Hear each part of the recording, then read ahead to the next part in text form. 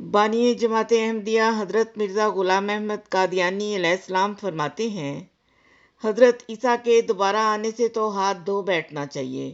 ہر ایک مخالف یقین رکھے کہ اپنے وقت پر وہ جان کنندن کی حالت تک پہنچے گا اور مرے گا، مگر حضرت عیسیٰ علیہ السلام کو آسمان سے اترتے نہیں دیکھے گا۔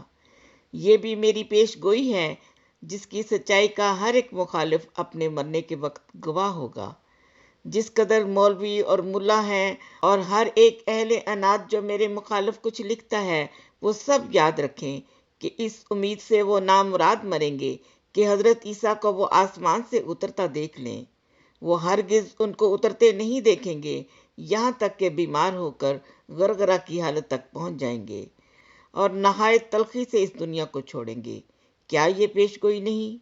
کیا وہ کہہ سکتے ہیں کہ یہ پوری نہیں ہوگی؟ ضرور پوری ہوگی۔